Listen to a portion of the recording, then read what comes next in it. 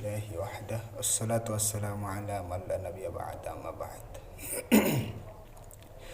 أعوذ بالله من الشيطان الرجيم بسم الله الرحمن الرحيم فمن شهد منكم الشهر فليصم إلى آخر الآية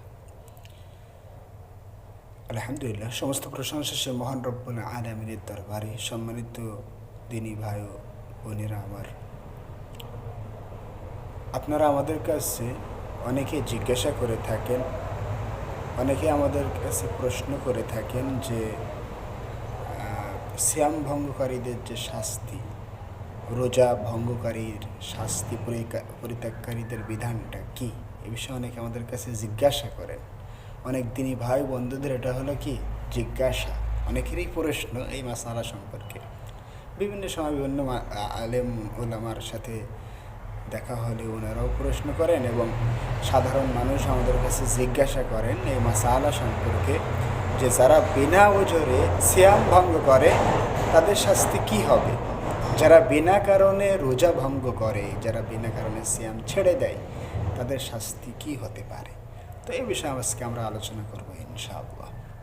সম্মানিত দিনী ভাই ও বন্ধুরা আমার, যারা বিনা ওজরে বিনা কারণে সিয়াম ভঙ্গ করে তাদের ভীষণ শাস্তি দেওয়া হবে, অনেক কঠিন যন্ত্রণাদায়ক শাস্তির সম্মুখীন তাদের করা হবে।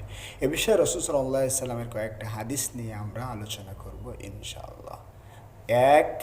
প্রথম নম্বর হাদিস, আবু উমামা রাদিয়াল্লাহু আনহু থেকে বর্ণিত, রাসূল সাল্লাল্লাহু আলাইহি সাল্লাম বলেন, একদিন আমি স্বপ্নে দেখলাম যে একটি সম্প্রদায় উল্টোভাবে ঝুলছে।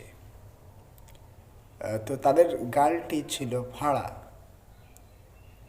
এবং তা থেকে রক্ত ঝরছে।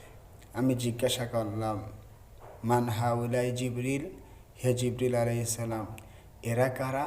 বলা হলো, এরা ওই সব ব্যক্তি যারা বিনা ওজরে, যারা বিনা কারণে রমজান মাসে সিয়াম ভঙ্গ করেছিল। এই হাদিসটি এসেছে সহিহ ইবনে খুজাইমাতে, এই হাদিসটি এসেছে। সম্মানিত দিনী ভাইরা আমার, রাসূল সাল্লাল্লাহু আলাইহি সাল্লাম বলেন, যে ব্যক্তি রমজানের এই মোবারক মাসেও আল্লাহকে রাজি করতে পারল না, সে ব্যক্তি বড়ই দুর্ভাগা। অত্র হাদিসটি এসেছে সহিহ ইবনে হিব্বান।